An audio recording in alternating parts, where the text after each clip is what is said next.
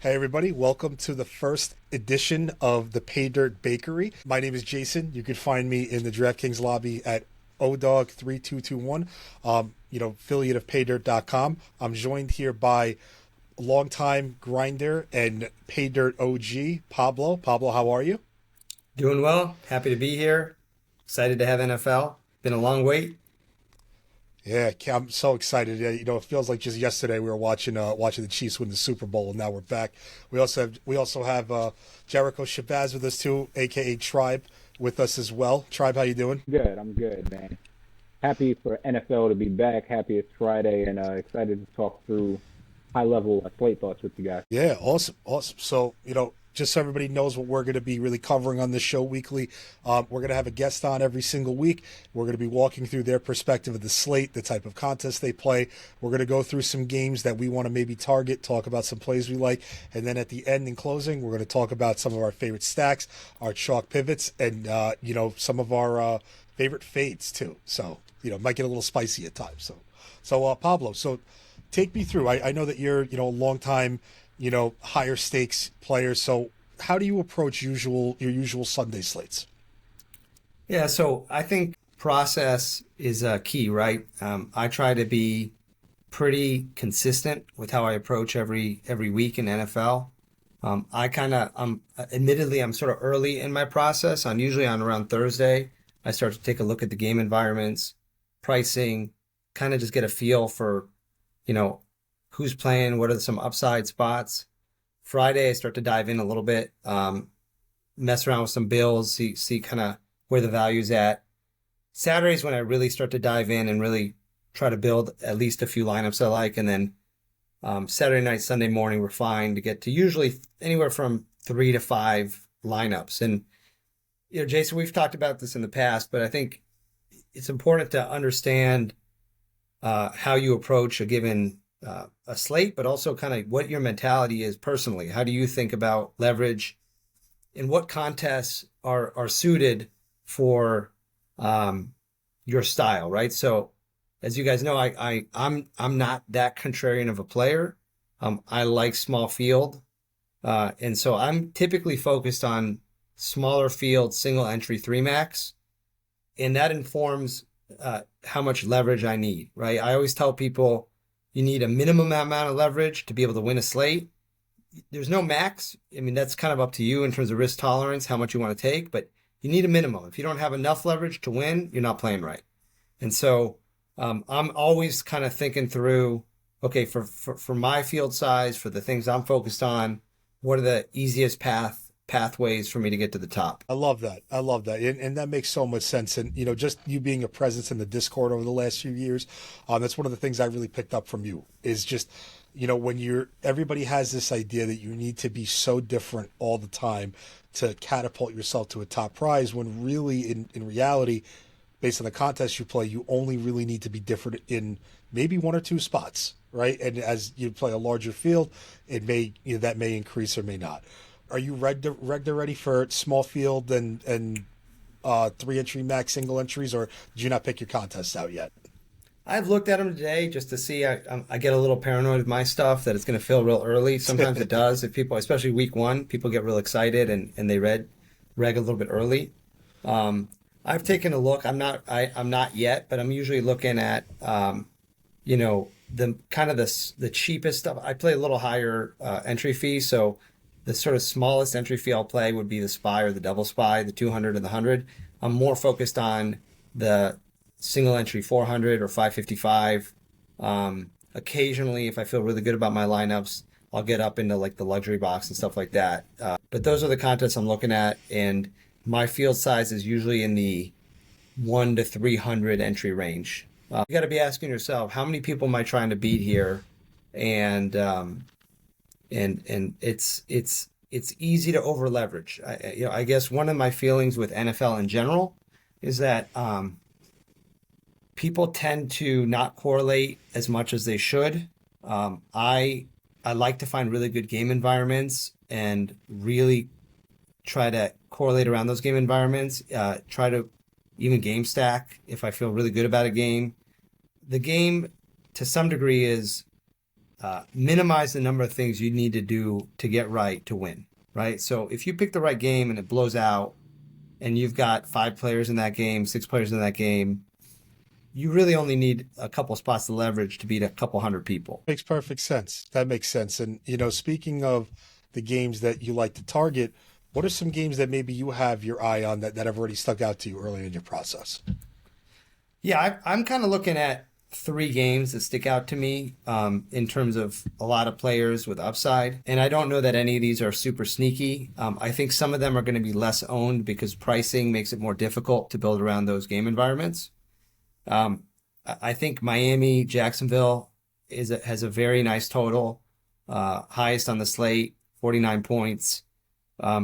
Miami obviously had a very high-powered offense last year. I don't think anybody expects it to be any less high-powered this year. You've got, Achane, Tyreek, and Waddle, who are, all very high upside players. And then the Jacksonville side, it's a nice game because there's some really value oriented options. You've got Kirk, you've got Thomas, Ingram at tight end. And then if you want to build around Trevor Lawrence, he's really, really cheap. And right now he's not projected to be very chalky. So I think there's a lot of ways to go about building around that game. I think some people are just gonna go the easy route and say, okay, I'll just take Tyreek and play Kirk opposite him, or play Ingram opposite him, or play ETN opposite him. And that's fine. But what I think when you're playing in smaller field, to some degree, you're not getting that much leverage on the field if you're just using the 2 chalky options from those 2 teams. You're better off sort of either avoiding it or just going all in and game stacking it. So I'm very interested in creative ways to game stack that game, not scared to double or triple stack even both those quarterbacks. So that's probably the first game that I think is very, very interesting. Yeah, I would have to agree with you on that. And even from, over at Paydirt, we seem to be pretty high on that game too. There's one aspect of that game that I think is very undervalued and no one's talking about, and it's really actually on the Jacksonville side. What people don't realize is that the defensive coordinator that Miami has brought over has actually been in Baltimore the last few years. And what he's implementing is really the same system you saw last night in Baltimore. They play this, kind of one high safety look where they give a lot of like the intermediate and middle routes open. I think Evan Ingram and whoever is going to take Calvin Ridley's spot. I know some people think it may be Brian Thomas, it may be Gabe Davis. They're moving Kirk back into the slot. I just think that if you can decipher who that person is, I'm not saying they're going to perform well, but they are going to get opportunities. That defense is just designed to leave that part of the field open. I think Evan Ingram is in store for a pretty big day. They paid Trevor Lawrence a boatload of money. They upgraded, their offensive line a little bit. I think that's just an underrated aspect, and you're totally right. I think there's so many creative ways you could stack that, and the running backs too. And the other thing I would say about Achane, and this really showed last year's, Miami has sort of explosive play potential. Achane is not a guy who's going to get the ball 35 times a game, right? He's a Evan Silva at ETR has talked about this. It reminds him of CJ from back in the day, where this guy will get the ball maybe 10, 15 times, but 2-3 times a game he may go 70 yards, right? So It doesn't scare me to play Achane with Waddle or Hill. Like this fear that you're not going to get enough, I think is a little bit silly, especially in that game environment with that total. It's easy for Achane and at least 1 or 2 of those receivers to both get there. Jason, I want to point out one thing in terms of the tools on the site. And I think anybody listening to this, if you're not subbing to Paydirt, you should consider it. One of the things that I like to use when I'm looking at my stacks, which is usually how I start my teams, is by looking at who I'm stacking, is you can sort on the Paydirt site by stacks, not just by quarterbacks, running backs, wide receivers, but by actually looking at the stack itself. And so if you look at the stacks on this slate, what sticks out here is T-Law, Kirk, Thomas in the top, 5 or 6 stacks in terms of median or even ceiling. What it is it is in the top stacks for both 2x and 3x. And what that tells you is that those are really nice value pieces, right? And so if you stack Trevor Lawrence with Kirk and Thomas, for instance, you're only spending 16.4 right there. You've got a lot of money left to spend on the rest of your lineup. And it's one of the only stacks with that 2x and 3x that actually has good median and good ceiling. Because you could say to yourself, well, it's nice value, but it has a low median, low ceiling, so you're really not getting that much. In this case, it's cheap, but it also has decent median and decent ceiling. And so those are really nice things to look at when you're trying to figure out, okay, how much money am I going to spend on my stack? You get a lot of savings that you can spend elsewhere. As far as their median projection, I've seen a lot of people bigging up Anthony Richardson, bigging up the Colts in that Houston Colts game, which, we can talk to in a little bit. But, just for perspective, that Jacksonville stack, project for a single fantasy point less. And Tribe, to sag off of that, because, my second game environment was actually going to be Indianapolis, Houston. And I actually feel, and maybe some of this is because of ownership. I do think Anthony Richardson is going to get steamed quite a bit. Right now, I'm seeing him as one of the highest owned quarterbacks. And it's a big slate, so I don't want to overweight that because you can get leverage in other spots, even if you eat Richardson chalk. But just, you got to be aware that you're getting a lot of ownership there. And Richardson is one of those quarterbacks. James has talked about this in chat. He's a hard guy to project. He gets a lot of points on the ground. He's a guy that people are going to play naked.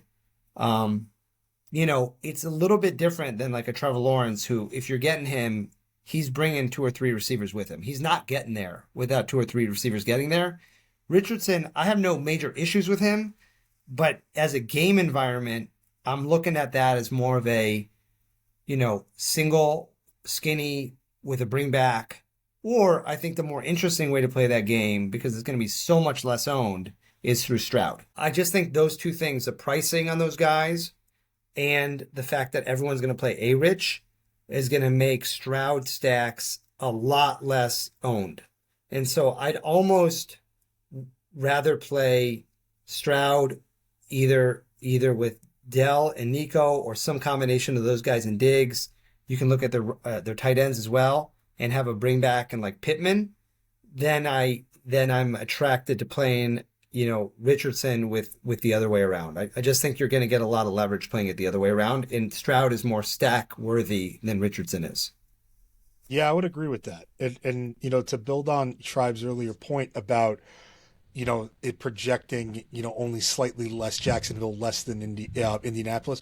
Most people don't realize too, when they look at these games and they don't want to play the underdog in a good game environment, Jacksonville's team total is a half point less than Indianapolis's. And I'm totally in agreement with you on Richardson. The case why I think I may be more inclined to actually go play him rather than not, it's all ownership dependent. But I really like the fact that in Indianapolis, I really know where the ball's going. It may only be a skinny stack, but Michael Pittman is going to get peppered. He's the focal point of their offense. What I think is also a really sharp way to go about that game, if you are going to stack C.J. Stroud, is maybe you bring it back with a Jonathan Taylor. Like, that's something that you could think about now too.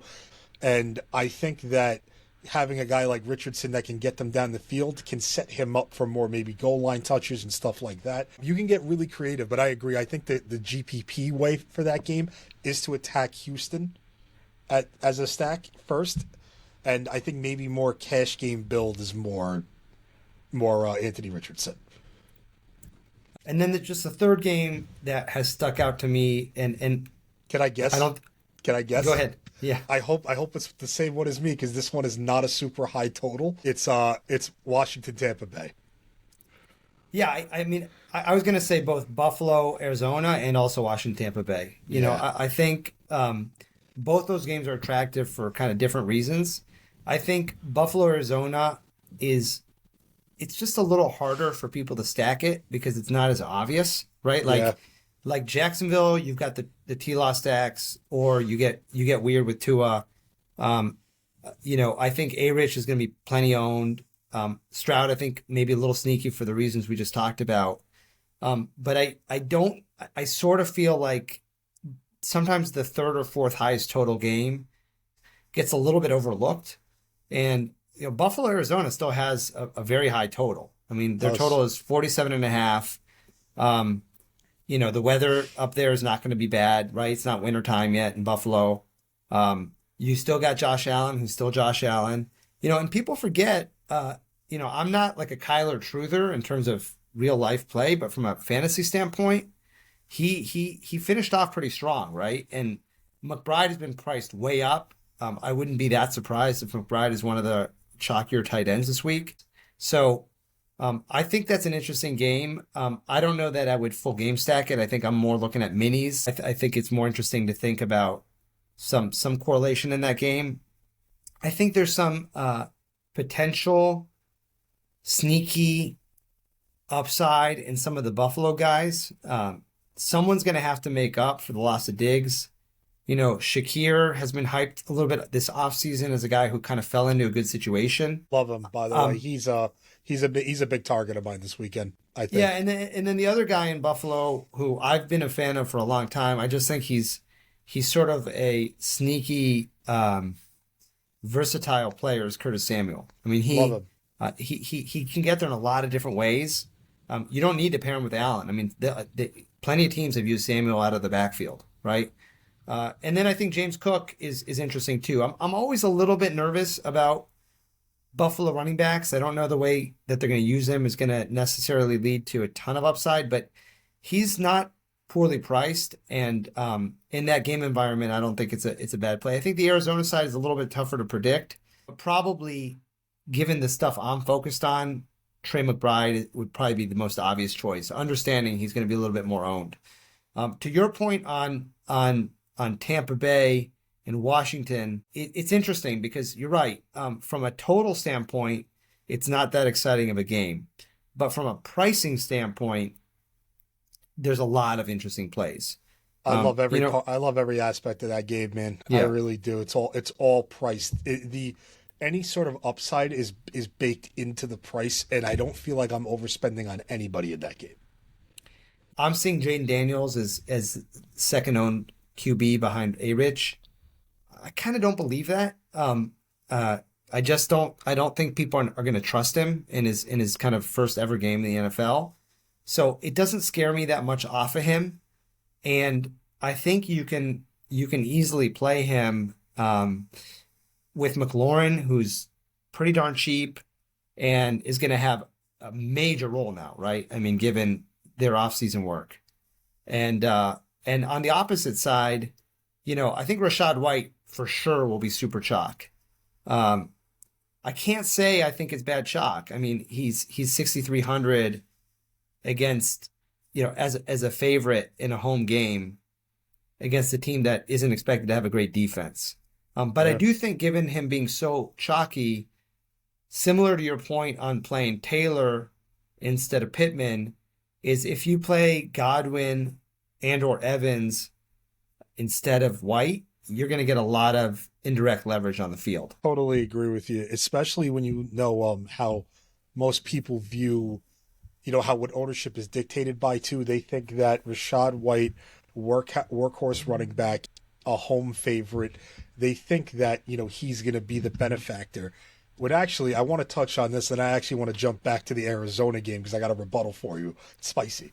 But the Tampa Bay game, right now, they have a lot of continuity in Tampa Bay. They've been running the same defensive system for years. They do have a new OC now, though, with Canales gone. He went to Carolina. The guy that they brought in, he really, really wants to prioritize, like, the middle of the field and intermediary throws. He's moving Chris Godwin back to a true 100% slot user, and I think that's going to bode very well. For the Tampa Bay, defense, Todd Bowles, we know him. He blitzes the hell out of you and wants you to try and, make a mistake. I think Jaden Daniels is just going to scamper his way to like 50, 60 rushing yards. I think that's in like the range of outcomes here.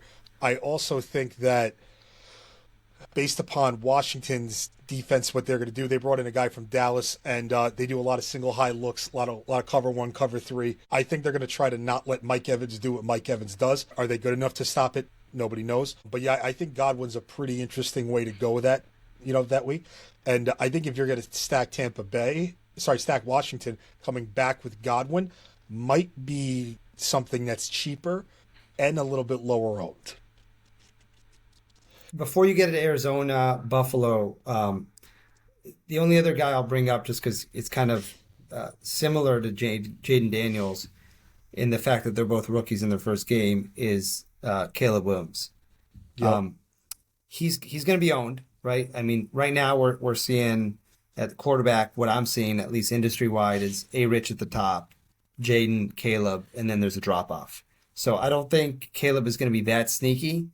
But I think what makes Caleb Williams interesting, again, is his pairing potential, right? I think Rome Odunze is just wildly mispriced given his expected role. Maybe I'm overvaluing him. Maybe I'm buying into the hype. Admittedly, he's a rookie wide receiver in his first ever game. And he does have DJ Moore and Keenan Allen competing for target share. But everything I've seen in the offseason makes me feel like it's not that different than how we felt about Worthy last night in that Kansas City game. The guy is a really good player. He's 4K. It's not hard to play Rome and DJ as a double stack. And I'm a little more tepid on that game overall. It is a little lower total. And I don't know that I particularly love any of the bringbacks. And also, a little nugget for the people that may not be subscribers, and this is why you should go subscribe. I think one of the bigger edges that we have this week is the projection difference between, a guy like a Rome Odunze and the other pass catching options on his team. There's not a big degree of separation, price considered. I'm totally with you on that. The one thing I'll say about this game, a piece that I do like, and I actually haven't even looked to see how this guy projects yet, but I do have some interest in DeAndre Swift. I think this Bears team, I'm buying into some of the hype. I don't know if they're going to exceed a lot of expectations, but I think they're going to be an above average team. They have a very, very good defense. Tennessee right now overhauled their entire staff. I like Will Levis and I like the weapons, but they're going to have a young OC that's going to let him just air the ball out like crazy. I wouldn't be surprised if they find themselves on the goal line once or twice. And, DeAndre Swift is just a much better running back than Khalil Herbert or Roshan Johnson. I could see him paying off his tag. 6K feels cheap for what you've seen him do before. I think that's fair. And then on the Rome point, to your point on the tools for the site, again, I like to look for value plays. Of course, I want median and ceiling. I want ceiling is my main focus for GPPs. But I think, especially for value plays, you want to see that 2x, 3x, 4x. And on Paydirt, Rome is outlier value. I mean, he's got a 4x and a 3x that is significantly higher than any other receiver on the slate. So I think that just speaks to the fact he's 4K, right? I think macro wise, as I've started to sort of try to get my head wrapped around this slate overall, it feels to me like there's a lot of good options at receiver this week. There's so many good environments, and the pricing on the receivers feels soft-ish. I mean, you've got the guys in Jacksonville that are really cheap. You've got some under-owned guys in good game environments. I don't feel nearly as much conviction on the running back side. I think that, Rachaad White is going to have heavy chalk around him. I think people are pretty high on Bijan, but he's 7.7K. I liked him earlier in the week when he was 8% owned instead of, 14, 15. Yeah, I'm seeing him up even high, close to 20 now. I believe that, especially in small field, man. He's going to be owned. Yeah, so I'm looking to try to see where maybe if we don't feel that great about the chalk at running back, are there some lower owned plays? And I don't want to get out of sequence with how we want to cover this stuff, but I do think it's worth thinking about, how good do you really feel about some of these options? And, it's okay if you think the chalk is good at running back. It's okay if you like Rachaad White, right? You've got plenty of leverage in your stacks. If you're playing larger field and you're already eating a chalky stack, well then yeah, you really have to start thinking through, am I eating too much chalk to beat this field size? So just I think macro wise though, I don't know that the running backs are necessarily that different from each other where you shouldn't be thinking about ways you can pivot off some of the chalk. I was just going to say, we've talked about these games, right? These teams we like, these game environments we like. But I think too often people just focus on the passing attack. And I get it. Yeah, it's a passing league, but teams still score running the ball. So if you think Miami smacks Jacksonville and scores 28 points, like all 4 touchdowns likely aren't going to be passing.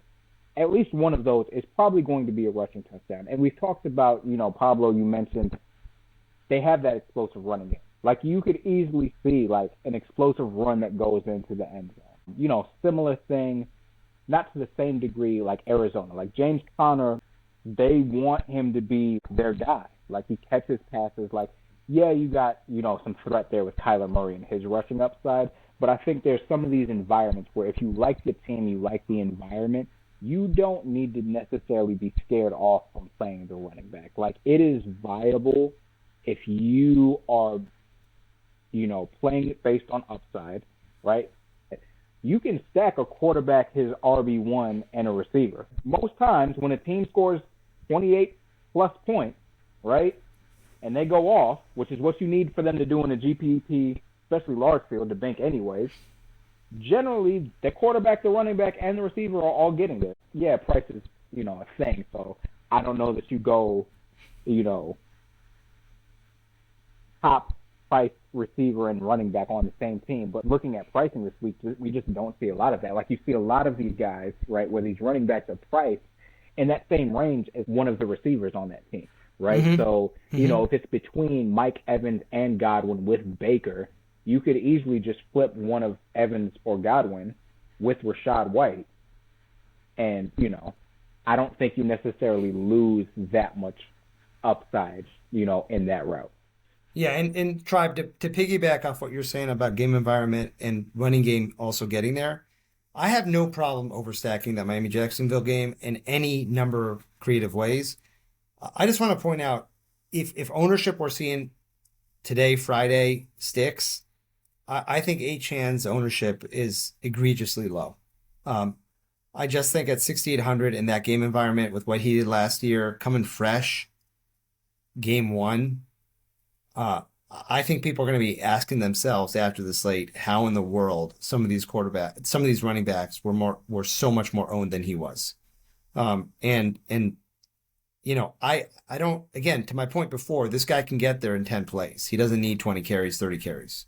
So, I think when you find a good game environment, it's really important to ask yourself if you're stuck on one way that you think the game is going to get there. We all play MLB a lot. It's the same discussion, right? Like we find a total that's high against a really bad pitcher or team in cores, and everybody's, I got to figure out how to get in 1 through 5, 1 through 4. And how often do those 5 through 7 hitters get there? Quite a bit, right? If the game gets to 13 runs, you're probably getting some from those guys too. So yeah, if Miami Jacksonville blows up, I mean, what are the odds that it's only Tyreek and Waddle and Achan doesn't get his? Pretty low. Achan's probably getting his too, right? And maybe he gets his more than they do. So I think we should be more interested in creatively stacking good environments than just only going the common route to get there. And that's why I often tell people it's okay to play a chalky game. You can still get creative with it. And in general, for NFL, I think people are not as creative as they should be with good environments.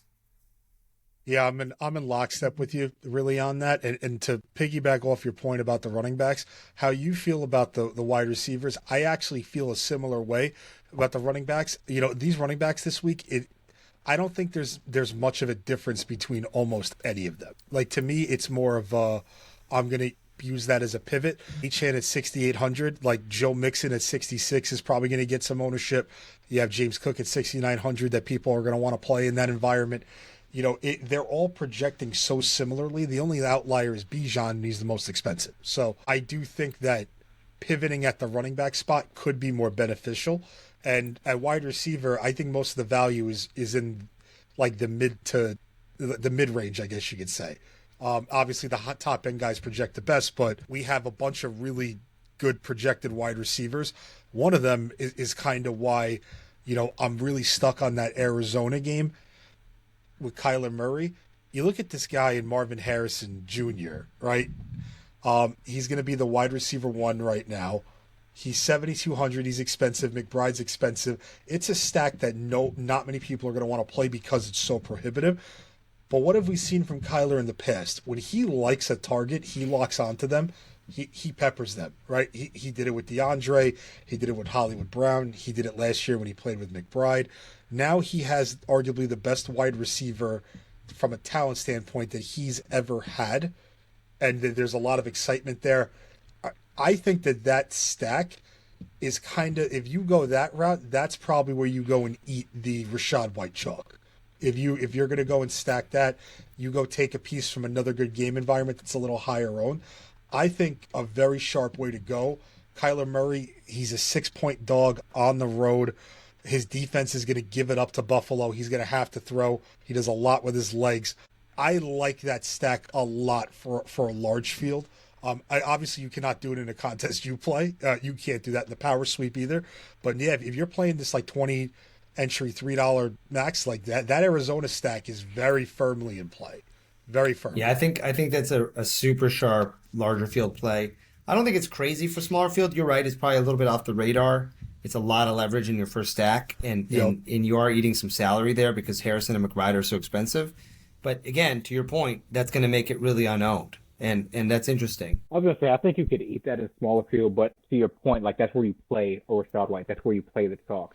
If you do something like that in a smaller field or a higher dollar contest, you have your stack. And at that point, once it's in, you go whether you use the solver, rest in peace, Fantasy Cruncher, right? Whatever you're using, right? You just optimize by chalk at that point. So you throw in Rachaad White chalk. You throw in, I think I saw Odunze is looking chalky as a value guy. You just plug in the chalk plays there to lower the volatility of that. So really, if you're right about that stack, you're good because you're going to stay, pretty even with the field in those contests.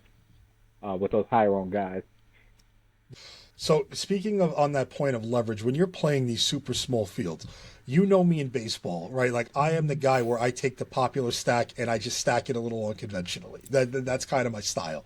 In football, it's a little bit tougher to do that because there's more of a volume projection along with the event-based scoring that happens. How can you touch on just, in a small field like that leverage point, like when is it almost too much leverage?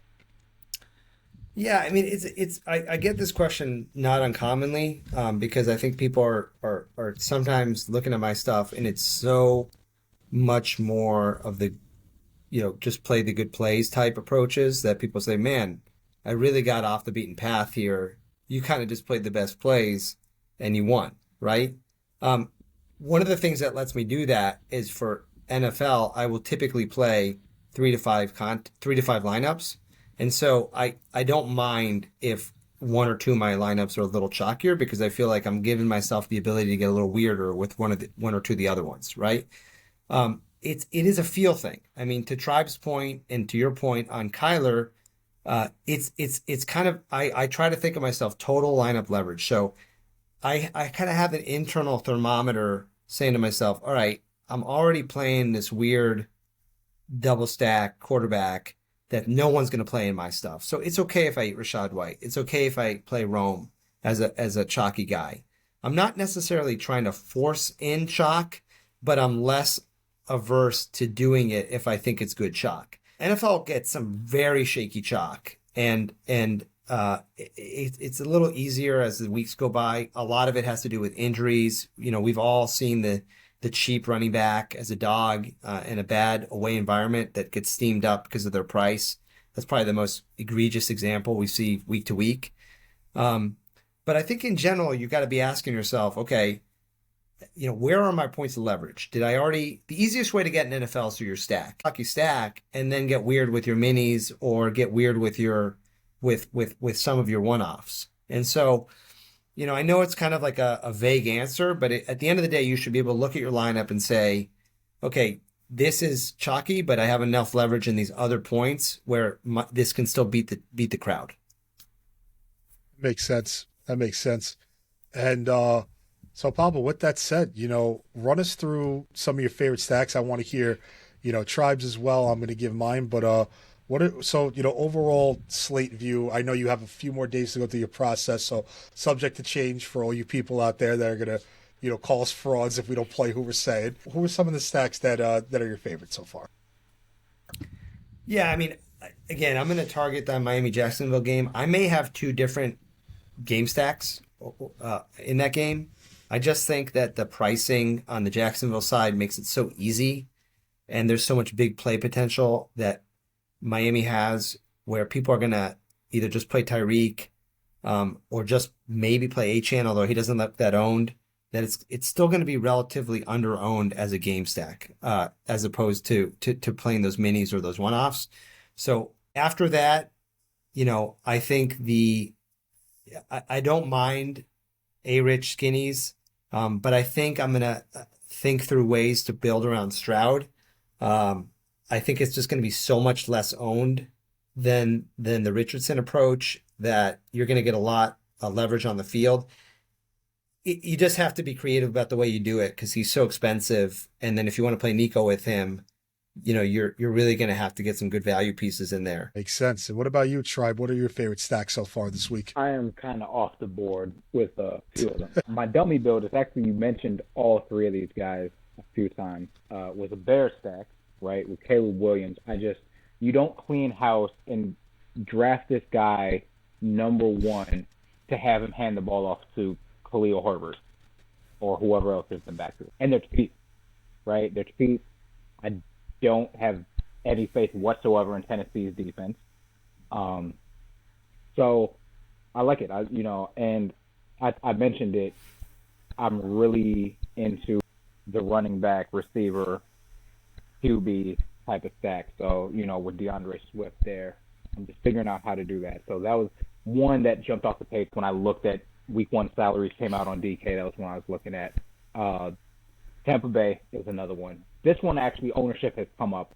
They initially weren't looking as chalky, but there's ownership on Rachaad White. We talked about it at talk, but no one's playing Baker Mayfield, right? And so if you think those guys go off and you think Tampa Bay just does whatever they want against Washington, Baker's probably going to have a decent game, and he's under 6K. So that's another one I'm looking at. And then the other one is that Arizona stack. That one, I know people have talked about. That one's probably going to be a little bit chalkier. But again, no one's playing Connor. I like including him as part of that, or just getting creative. We don't really know what to make of the receivers there. So we got Marvin Harrison Jr., right, who has the pedigree both collegiately and genetically, right? But there is something to, relationships with QBs and their receivers, right? And, McBride has been there. Dortch has been there. So, obviously, the coaching staff drafted Marvin Harrison Jr. in the first round. They're going to design things for him. They're going to try and get him the ball. But I don't necessarily think he just comes in off the bat and is getting 12 to 15 targets off rip. So those are three stacks I'm looking at, and I think the way that you can get creative with them allows you to be able to eat some of that chalk, Stacks really quick. I love the Washington side of that game. I want all the Jaden Daniels I can get my hands on. They're going to blitz him like crazy. He's going to run. I don't even care about double stacking. I'm going to skinny stack him with Terry McLaurin. Maybe if I'm feeling, a little zesty, I'll throw in like Zach Ertz maybe. But honestly, I want to take a few combos of that and bring it back with Evans, bring it back with Godwin, bring it back with White. That's one area I really, really love that I want to attack this week. Another one that I'm super high on that I think could be, it's not sneaky because the game environment is pretty chalky itself, but I just think you're getting such an ownership discount by going to Jacksonville in that Miami game, playing those upside pieces, bringing it back with Tyreek, and I love the idea of going like a Trevor Lawrence double and bringing it back with Tyreek and Achane and Mostert. That's the way. That's the way to slate. I love it, man. That's one of my favorites. That is one of us, and I hope anyone listening, that's for small field, it's a great path to success on the slate, in my opinion. It is. And also, there is one more stack I want to point out. This is not one that we've talked about, but I want to highlight it just because it has they have a very sneaky team total. They're going into a game right now where they're a pretty decent favorite. They're not really sure what the other side of the ball is going to look like. I kind of want to pick on my Denver Broncos a little bit with Geno Smith in Seattle. All the talks out of camp is that this new OC they have in there and their head coach, they're going to let Geno rip it. There's a lot of talks about DK Metcalf, that they really want to stretch the field. The days of, the Seattle Pete Carroll, like, boom drives, like, those days are gone. Sayonara. And also, too, the reason why I'm saying this is week 1. There's a lot of unknown. In football, it pays to be first. If you are first to the party on something, you can get paid off massively. Yeah, the only other macro thing I'll point out in terms of builds is, admittedly, I'm not great at this, and I would say it's a secondary, if not a tertiary consideration when I'm building my lineups, is late swap and time of the game. So if you're building around Jaden Daniels stack, or if you want to get weird and build around Mayfield or Geno, you can play some of the chalky early plays. Like you can play some of that Atlanta game, or you can play like Tyreek, and whatever other chalky plays you want from the early slate, if you know you've got the weird later stack coming on. And then if your early chalk hits, you can stay with your leverage on those late games. Vice versa, you can get weird early, but then and then you can pivot into more chalk later. I do think, generally speaking, the 4:00 games today, which are Las Vegas Chargers, Denver, Seattle, Dallas, Cleveland, and Washington, Tampa, are going to be significantly less owned than the early games, mostly just because of game environment. I don't think it has anything to do with the time of those games. And so it's important to, I think, just consider your options in terms of pivoting once we have some information on those early games. And so if you've eaten early chalk and it's done well, just be aware of what you can pivot into late slate if you need to, or if your early chalk fails, then don't underestimate your ability to pivot into something to get into a min cash because your early chalk failed. I think people don't think about that enough, me included, by the way. It's something that I think the really sharp pros do quite a bit. Yep, I'm totally in agreement, and I'm glad you said those later slate games, because my actual favorite leverage pivot is in those games. So, our favorite leverage pivot, Pablo, who's the one guy so far sticking out to you, lower owned, that you think, hey, I might need to get a piece of this guy? I don't know that this is that wacky, given I've been focusing on this environment from the beginning, and maybe he's not going to be as under-owned as I think he will. But I would say I was going to say Waddle, but he's looking a little more owned than I thought he'd be as of now.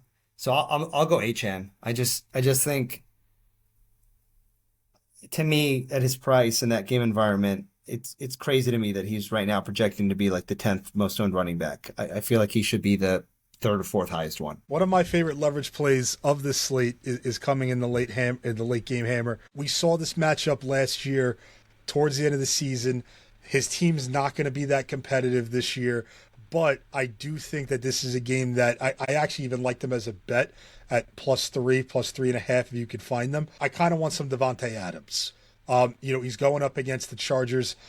Really bad defense. They've lost everybody. They're figuring out their identity. He's showing right now at his current price tag, we have Devontae Adams for 0.66 collective percent ownership across multiple contests. And I just think he makes a lot of sense, giving Jamar Chase is right above him. If he plays, people are always going to want to click him. We have Mike Evans, who's going to see some ownership, and right below him is really Nico Collins. So I think he's that awkward priced wide receiver that I would maybe throw in with a chalk Anthony Richardson stack or a chalk Jaden Daniels stack. This is very much a large field play. In the power sweep, there's no chance I'm playing him. But in my large field contest, in 150 set, I probably want to get like 5 to 10x the field on Devontae Adams. And Jason, I'm going to mention one other guy because I feel like my HN take is maybe not that spicy. But the other guy who I think we've talked about a few times, you just mentioned him, is Nico Collins. Yep. You know, look, I'm the first one to admit I've questioned how much his target share is going to get eroded by Diggs and by Dell being healthy now, because we know he was out at the end of last year. But the dude is still an alpha. You know, Stroud was lighting it up last year. You know, it's got a nice total. And he is not projected at anywhere close right now to having much ownership.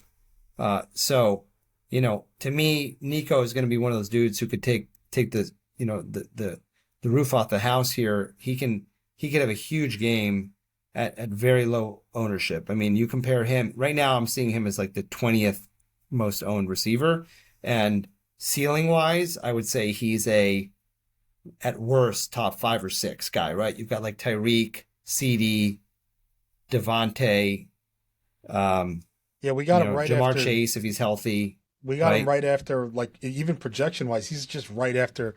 He's right after Michael Pittman and Marvin Harrison and Neighbors, and you're on the money. I think he's their wide receiver 1. I mean, everything out of camp is suggesting that Diggs is taking more of like a back seat to him. I'm with you, man. I love that call. Also, just to give you, Tribe just messaged me because his AirPods that have died. His guy's Chris Olave. That's who he likes this week. I get it. New Orleans home favorites against Carolina. I like it, Tribe. I like it. And outside of that, Pablo, do you have anybody that it may be a little early for you, so you don't have to have an answer for this right now. Do you have anybody that you're looking at, you're like, all right, I'm definitely fading your ass this week? Not really. I mean,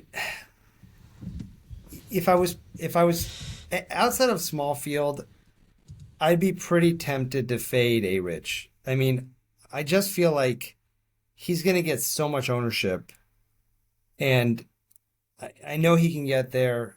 He is really cheap. I just feel like it's going to be such a chalky way to play the slate to play him that, you know, for $100 cheaper, you can double Trevor Lawrence in a much better game environment for a stack, right? A-Rich can get there by himself, or maybe him and Pittman get there together. But given I'm trying to correlate across 3, 4, 5 players, I'm naturally going to be more inclined to try to get quarterbacks who drag 2, 3 receivers with them. Look, missionary's okay every now and then if that's what you're into. No, I love it. For my own personal play that I would like to fade, I'm going to let everybody sit on that and stew on it. I'll give it in the Discord on Sunday. But I like the teaser. Yeah, I got a little bit of a teaser. Here's a hint. It's going to make some people very, very upset because he projects like shit and he's one of the highest owned players in the slate. So I'm going to piss some people off, but that's all right. But no, this has been fun. Pablo, thank you so much for coming on. Tribe, you know, I'll catch you again next week. Make sure you fix those fucking AirPods next week, Tribe, so we can get on this. But Pablo, thanks so much, man. I'll see you in the Discord, and this has been a blast. Appreciate you guys having me on, and look forward to chatting with people in the chat. And let's get a good week 1 here. Let's get some banks and build up that bankroll for the rest of the season. Fuck yeah, the Paydirt Bakery's about to bake some bread, baby. Let's go.